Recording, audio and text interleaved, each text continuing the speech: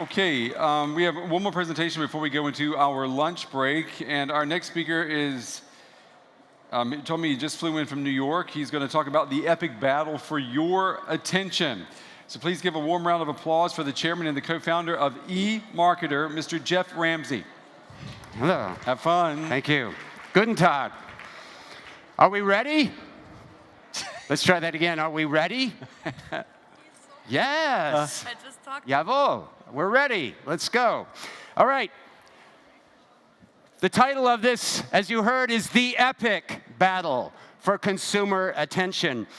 I'm a very visual person, and so, in fact, it's really not so much of a physical knockdown, drag-out fight to get the consumer's attention. It's more that they're apathetic, indifferent, and just don't want to bother paying attention to your messages. So we're going to look very carefully at consumer attention in terms of how hard it is to get with multitasking, the fragmentation of media, and people just basically tuning out, including ad blockers and so on.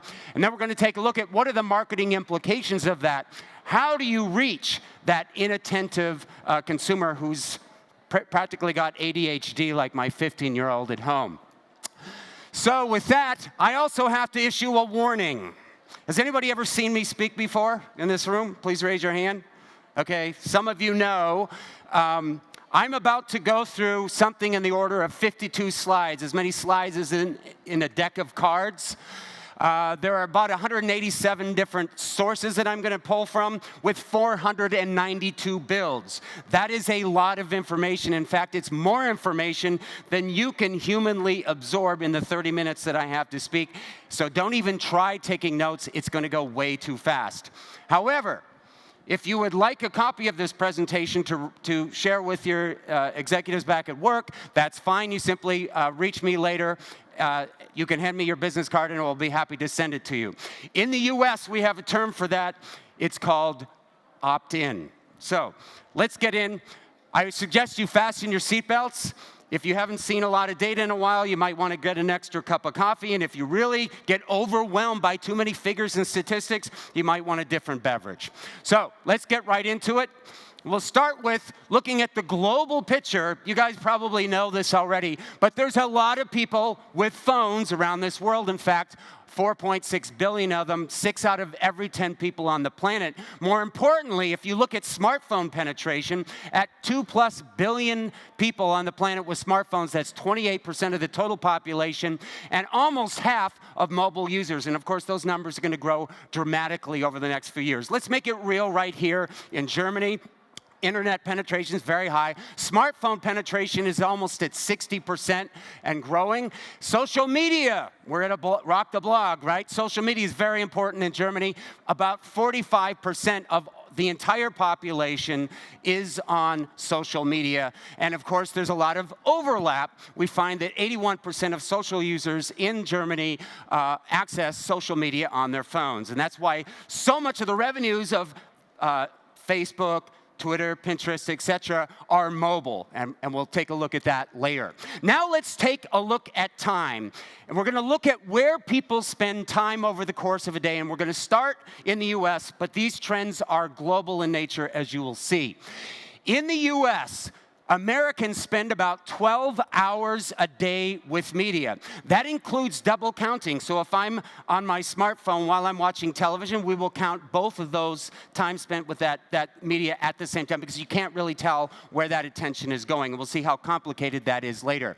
But TV reigns supreme as the one device that people use more than any other medium, and we see this across the world for the most part. Television at 4 hours and 3 minutes a day. It makes you wonder how Americans get anything done. Radio is followed, and then there's print and other. But of course, digital is huge. It's 5 hours and 45 minutes, but that's across all of the different digital devices. So it's not fair to compare that to television. If we dissect digital, the 5+ hours that Americans spend with digital, you find there's a striking thing that happened a couple of years ago, and that is desktop, laptop time, right? The standard being on a PC, what is 2 hours and 12 minutes. Mobile, though, non-voice, not counting any times people spend talking on the phone, which we hardly do anymore anyway, right? Is 3 hours and 8 minutes. So what that means is in the US, is that mobile is now the #2 medium after television in terms of time spent. Now, some of you might be wondering, well, that's interesting, Geoff. Where are you getting these figures from? What is eMarketer? And I will tell you that we, in addition to having a number of researchers, dozens of researchers, we have analysts and forecasters will go through hundreds and hundreds of data points to figure out what's going on. And just to look at time spent, they look at 70 different sources, looking at every kind of platform, every research source data available, going through 800 data sets, looking at different definitions, methodologies, and biases to try to triangulate that information. And essentially, our numbers represent the best fit with the available data, right? So that's how we get our numbers. It's a very complicated process. But let's take a look at another market. This is the UK next door. Once again, we find that television is #1 in terms of time spent at 3 hours and 21 minutes. Digital is very large too, but if we break that up, we see the same trend. Desktop, laptop is at about 2 hours and 17 minutes. Mobile is at 2 hours and 50. So in other words, once again, mobile is the #2 medium. And we found the same thing in Canada, and we're seeing the same trend start to happen in France and Germany as well. It's not quite there yet, but it will be soon, and we hope to have numbers. The fact of the matter, though, is that mobile is not just a medium. It has become an obsession. Just to make this real, here's a statistic for Germany, is that 30% of us apparently use our smartphones for over 2 hours a day. Another related statistic, looking at millennials, the younger people, right? Half of German millennial smartphone owners look at their phones over 26 times a day. How many of you have already done that? Okay, most of you, I'm sure. Good. So those are some of the statistics. I love this one. This comes from the US, looking at teens, young adults. And it asked them, what is vital to your life? What can you not live without? 96% said their mobile phone. 93% said toothbrush. And 90% said deodorant. In other words, for millennials, they would rather have rotten teeth and smell bad than not be able to text their friends. Well, at least that's what the data says in the US. There is some humor. It's okay. They said that you guys wouldn't get that. But there we go. Okay, now we've got that started. Good. Attention is divided, of course, even on the mobile phone. We do so many different activities, and then there's a basic split in terms of our time spent between apps and the mobile web, all right? And in fact, it's not even a contest in the US. 22% of the time on the mobile phone is on the mobile web, and that leaves 78% on apps. You might be thinking, great, as a marketer, we'll just create another app. Except that there's statistics like this, that 71% of, at least in the US, of smartphone owners use only 1 to 6 apps per day. Forrester has a similar figure of we use about 80% of the time we're using 5 apps. These are Facebook, this is Google Maps, it's Pandora. Unless you're one of the big 5, it's really tough to get consumers to both download and then actually use your app. As an example, social media is very heavy, as I said before, on mobile phones. 16% of the time we spend in the US on our phones goes to social media. To make this relatable, in Germany, 38% of German internet users access Facebook while they're watching television. So let's take a look at multitasking, which is rampant in every geography that we look at. This is no surprise. 83% of German teens, young adults, access a mobile device while watching TV. This number is 100%. I don't know where they get these numbers from. That's crazy.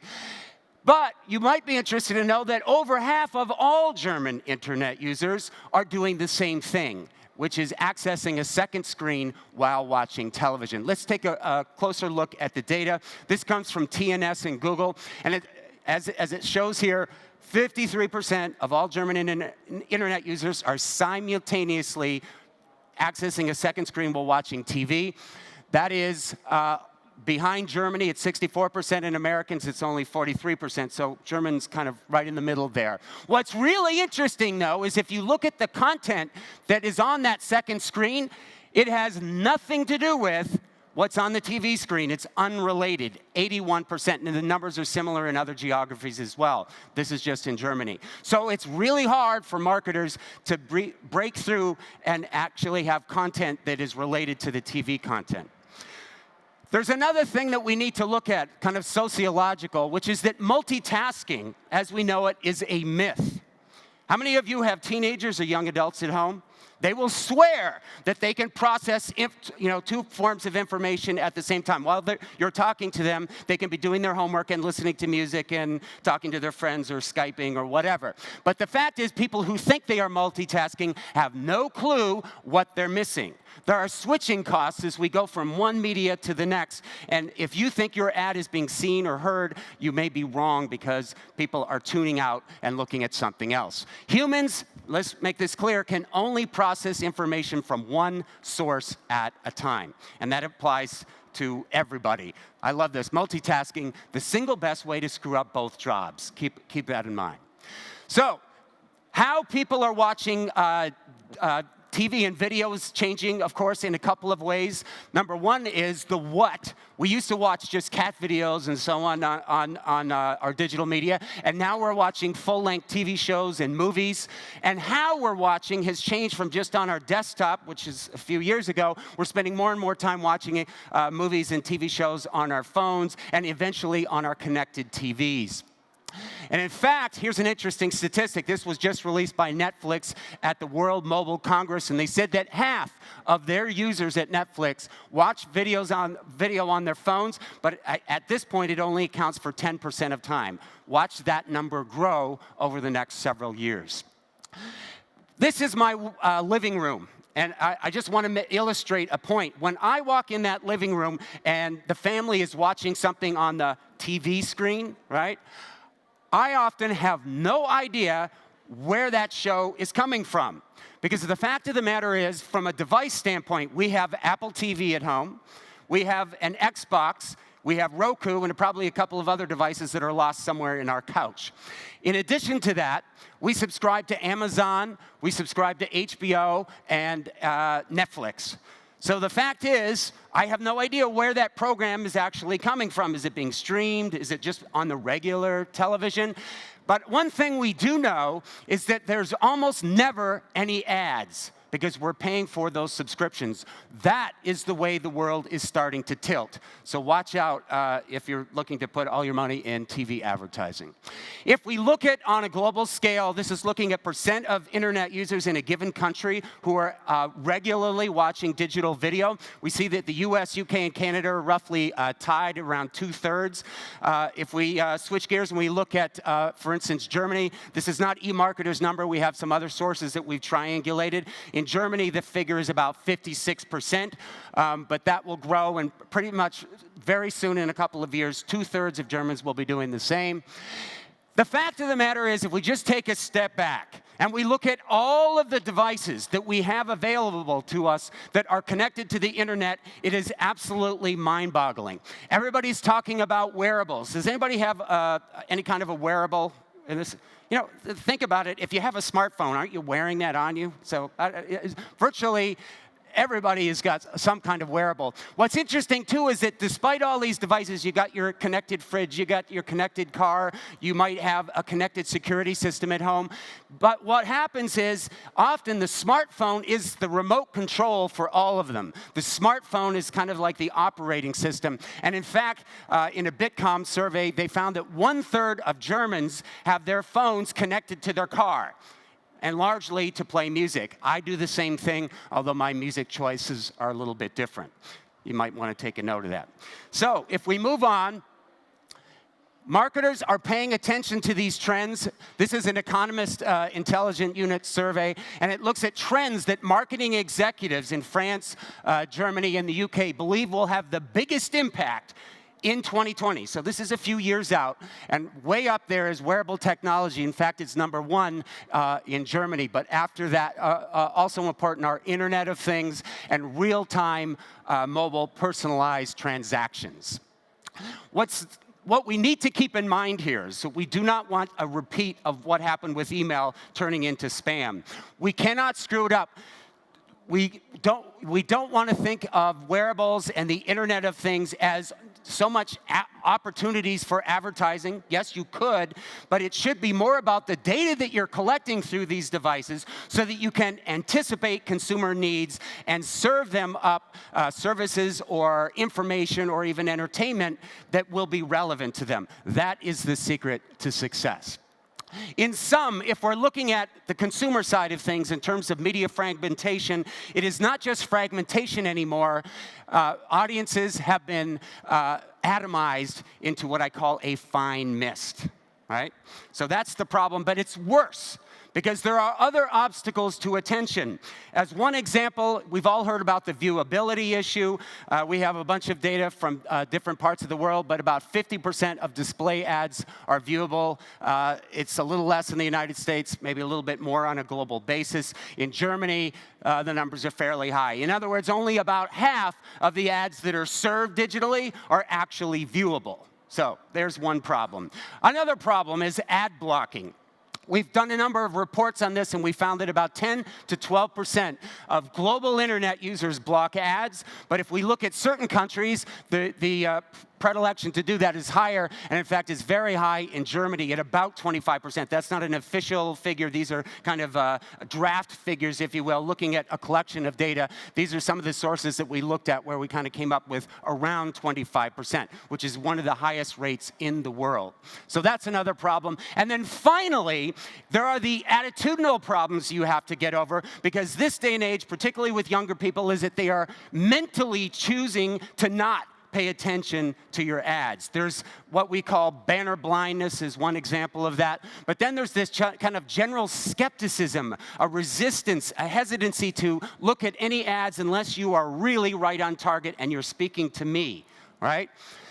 And it's all the more an issue when you're talking about younger people today. They will absolutely tune you out. As Shane Smith, the CEO of Vice Media, said, they have the most sophisticated bullshit detectors in history. Yes, I said that word. So, the implications for marketers. Do we want to hear what those are?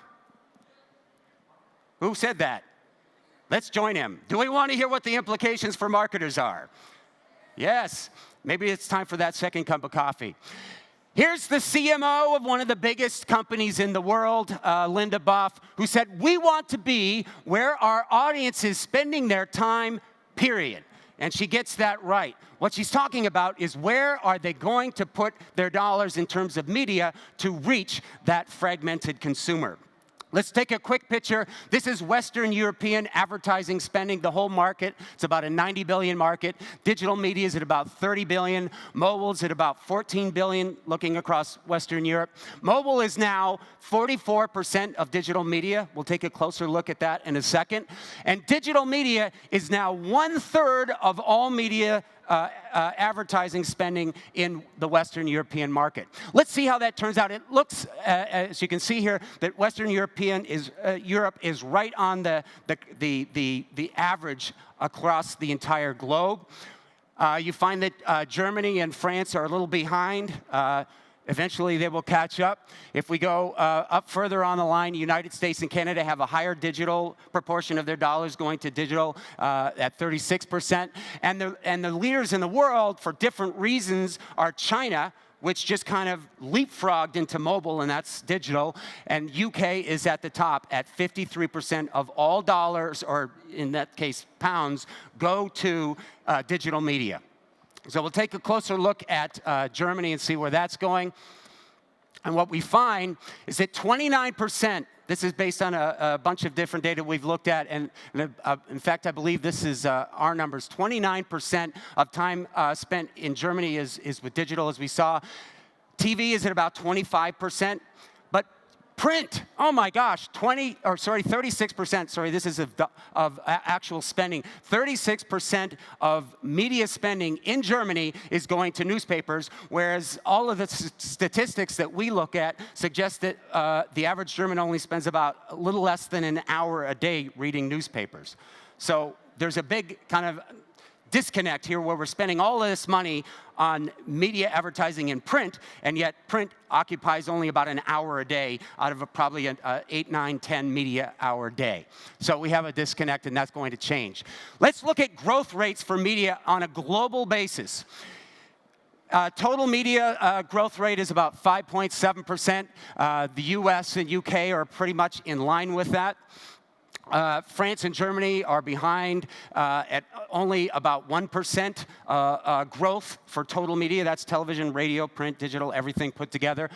Digital, however, is growing at about 17%. And as you can see, the numbers suggest that France and Germany are behind there at about 5%, but that's still a lot faster than total media. So digital in every market is growing faster than total media. But what's growing the fastest across the world, of course, is mobile. Mobile ad spending is growing 46% on a global basis this year. Let's look at that. That's $100 billion spent on mobile advertising, and a lot of that is mobile search, mobile programmatic, which we'll take a look at in a second, and mobile video, and so on. If we look at growth in digital versus mobile in 2016, as you can see, globally, mobile is growing at about 46%. In the US and UK, mobile is growing about 2 to 3 times faster than digital. And in France and Germany, we see the same trend, but because digital is only growing around 5%, you see that the growth in mobile is absolutely astronomical, so it's a worldwide phenomenon. Mobile as a percent of total digital ad spending, as we see here in 2016, it's about 44% in Western Europe and Germany. But the thing to look at is in just 2 years' time, about 2/3 of all of these countries and regions will be having 2/3 of their media spend go to mobile advertising. So mobile, mobile, mobile. As the head of New York Times said, the battle will be won or lost on the smartphone. And speaking of battles, let's take a look at the 2 heavyweight titans when it comes to who earns this money. Where is this mobile advertising dollars go? Where did the mobile advertising dollars go, the $100 billion? Well, between Google and Facebook, the 2 of them combined equal 52% or just over half of all mobile advertising dollars. That's why they're growing so rapidly. And the battle is being won on a different phase too, which is that with Google, they're really focused on the mobile web because they're looking at mobile search opportunities, whereas Facebook, of course, wants everybody to be on their app. So they're coming at it from the app perspective. And by the way, in terms of global social media spending, 68% goes to Facebook. It's the 800-pound gorilla in the space. Sorry, Pinterest and Twitter, etc. So increasingly, marketers are buying their digital media programmatically. We have several reports on this for different regions of the world. The reasons are more than you think. It's not just about efficiency. Yes, increased efficiency and reduced overall advertising costs was right up there. But after that was the ability to optimize and target the right audience at the right time or in real time. As Rob Norman, who said in one of our interviews, the ability to react in real time to market circumstances is easier to do in an automated programmatic world. Another one of our clients, Clorox, said it this way: we're using more and more of our data to try to understand who our customer is, and more importantly, when is the right moment to reach her for cleaning brands. And indeed, the data suggests that marketers are using programmatic for greater data insights to understand the motivations or where their customers are at. So data, data, data. In leading digital markets, a majority of display advertising is now going to programmatic. It's 70% roughly in the UK and the US. Canada and China, where we've done the analysis, is around 58, 51% in China. We're not sure of Germany yet. We're still looking at the numbers and scrubbing them. One indication, though, is that we're not quite there yet. According to a recent survey in Germany, over half of marketers said that they are not yet buying programmatically and have no plans to, and they cite the issues of transparency, of not being able to see if there's a brand safety environment for them. They don't know what's behind the data, so there's some confusion and resistance to going programmatic, but that will change. What about programmatic creative, which we define it as breaking down creative into its component parts and then reassembling it on the fly to serve up an ad that will be relevant to somebody in the right context? According to Digiday, only about 1/5 of US digital marketers use data signals to adapt their creative messages within ads. A little bit more positively, Jivox came up with a study that said 37% of US agency executives are now running dynamic ads as part of their programmatic buying. And the benefits are all over the place. I won't get into them, but it's largely about increased click-through rate and engagement and so forth. It's all about context matters. Get the right message to the right person at the right time. So marketers are paying a tremendous amount of energy and focus on data. You probably heard this at the conference. According to a global survey, almost 60% of global marketers say that data measurement is extremely important. The numbers are even higher in the US at about 70%. But there is a data gap. Because, on the one hand, just about everybody says data is important, big data, everybody's talking about it. On the other hand, if you look at the actual reality, right, on the other side, you find that only 4 to 6% of marketers actually can pull the data together and make sense of it or have a global or single view of their customers and prospects across all the various touch points and devices. It's really hard to do. And let's bring it home to Germany. What's the most challenging trend according to marketers in Germany? According to a recent poll, it's the same thing, big data and measurement. So, the US is kind of leading the market in terms of marketing attribution. Let's see where we are. According to our numbers, 70% are using digital attribution models, but often that's first touch or last touch, which makes no sense. But 30% are now using multi-channel attribution approaches, and that's been growing steadily over the last few years. It's about 15% in France, to give you an idea.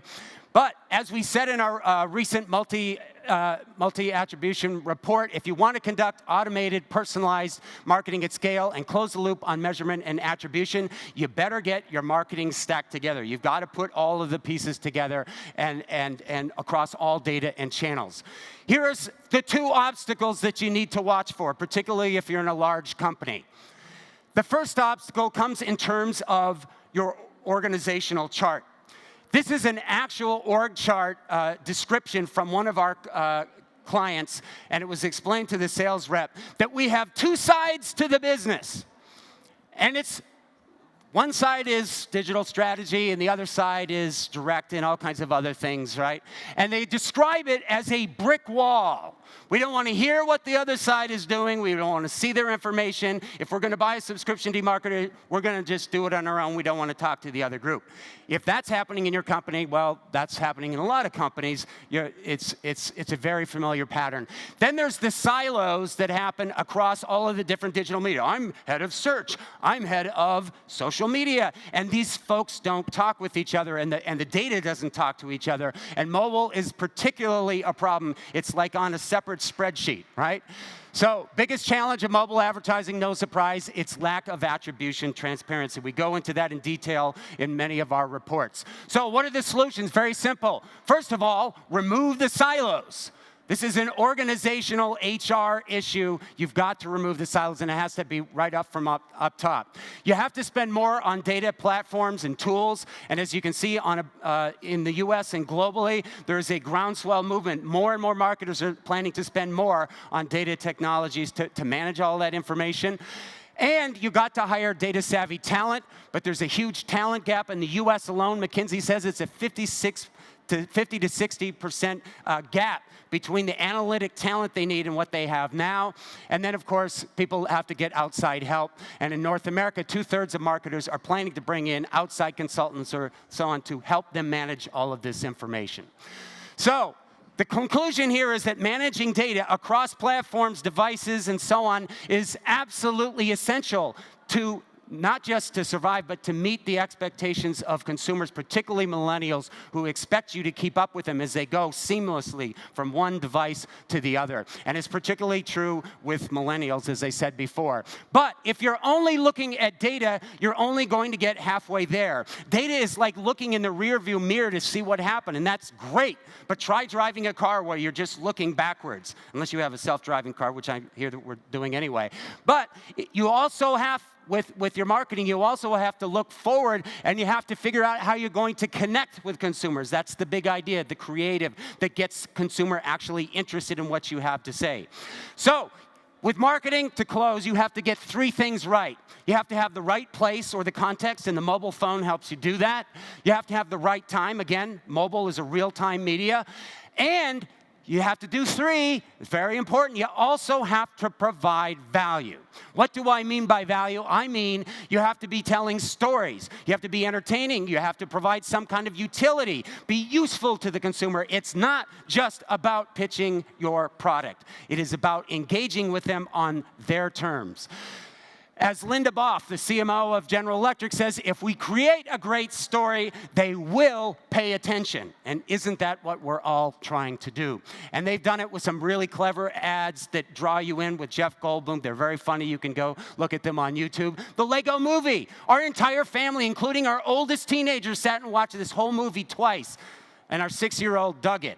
He loved it. So that's a whole family experience. What does that do for the Lego franchise? Maybe you've heard of What's Cooked. This was, I believe, a campaign by Hellmann's in Argentina. And it actually helps young millennials, particularly young millennial men, cook based on videos and texting and so on. And they basically say, they ask you by text, what's in your refrigerator? And you take a picture of what's in your refrigerator, and they tell you how to put a recipe together with what's in your fridge. The only problem, I think, is we're talking about young men here, so this is probably what their fridge looks like. What the heck are you going to make out of that? I don't know. So the value approach is especially important on mobile. Resist the temptation to just encourage engagement over all else. Tap me, click here. No, that's not going to work. Value over all else. Here's an example with Foursquare. If I'm looking at a restaurant, Foursquare has deep linked into 2 other service providers. They've deep linked into Open Tables so that they can go right there and actually book a table through that app. And if they want to get to the restaurant, they can book an Uber car. That is making the experience seamless, it's integrated, and that is what the future is.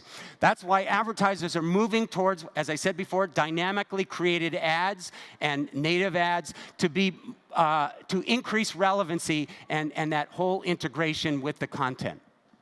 So, content marketing is now fundamental. According to one survey, 73% of millennials say it's important that a brand is not just trying to sell them something, and I think it applies to all of us, really. Or as Matt Britton of MRY said, you need to figure out how to add value to the consumer's life. If you do that, they will seek you out, and yes, they will share it with other people. Unfortunately, only about 5% of senior marketers today said that they are extremely good at creating compelling digital experiences. One last thing, very quick, virtual and augmented reality. Everybody's talking about it. I'm sure you've heard about it here. We just did a report on it, and I can tell you 2 things. One is, it's a new thing. The numbers are all over the map. They're high, they're low, everybody has a different set of numbers. And even by 2020, looking at a number of sources we've looked at, the user base is only around 26 million people out of 7 billion on the planet. So even by 2020, it's only about 0.33% of the population. Should you pay attention? Absolutely, there may be applications for you. Lufthansa is doing it now, and they're getting some very interesting pickup from that. With that, I have gone through 52 slides, and I don't know how many builds in the allotted time. I wish you thank you. Let's have a coffee after this, and if you're around later, maybe we can join in a beer as well. Thank you very much. Danke.